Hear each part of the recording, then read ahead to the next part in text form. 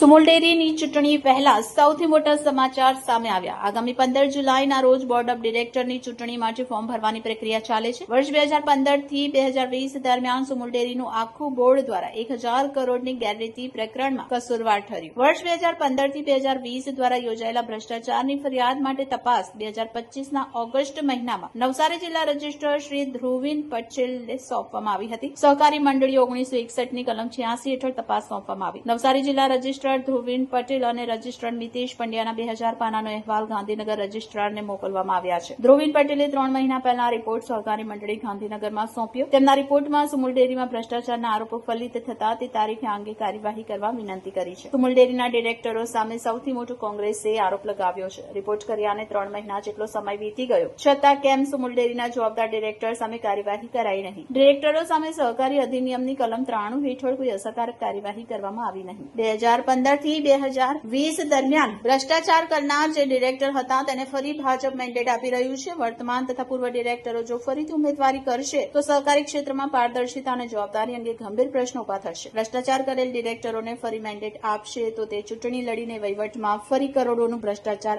આચરશે. સુમુલ ડેરીની ચૂંટણી જાહેર થઈ ચૂકી છે. અત્યારે ફોર્મ ભરવાની પ્રક્રિયા ચાલુ. ભારતીય જનતા પાર્ટીએ મેન્ડેટ આપવાનું નક્કી કર્યું. તો સુમુલ ડેરી એક સહકારી સંસ્થા છે અને તાપી અને સુરત જિલ્લાના પશુપાલકો દ્વારા અથાગ પરિશ્રમ કરીને જે દૂધ સુમુલ ડેરીને પહોંચાડવામાં આવે છે એના થકી આ સંસ્થા ચાલે. એટલે આ કોઈ રાજકીય પાર્ટીની સંસ્થા નથી અને દૂધ ભરનાર પશુપાલક છે એ કોઈ ચોક્કસ રાજકીય વિચારધારાવાળા નથી. વિવિધ વિચારધારાવાળા લોકો પશુપાલન કરીને ગુજરાન કરતા હોય છે અને લોકો દૂધ ભરતા હોય. તો મેન્ડેટ ક્યારે આપવામાં આવે કે મેન્ડેટ કોઈ રાજકીય ચૂંટણી હોય, નગરપાલિકા હોય, મહાનગરપાલિકા હોય, તાલુકા પંચાયત હોય, જિલ્લા પંચાયત હોય, વિધાનસભા હોય કે લોકસભા હોય, તો એમાં તમે મેન્ડેટ આપો તો સમજી શકાય, કારણ કે પાર્ટીના સિમ્બોલ પર ચૂંટણી લડાતી હોય છે. પણ આ સુમુલ ડેરીની ચૂંટણી તો કોઈ પાર્ટીના સિમ્બોલ પર લડાતી નથી. તો મેન્ડેટ શાના માટે આપવામાં આવે છે? મેન્ડેટ એટલા માટે આપવામાં આવે છે કે મેન્ડેટ આપીને ડિરેક્ટરને બાંધી લેવામાં આવે અને એને ભ્રષ્ટાચાર કરવાની છૂટ આપવામાં આવે છે.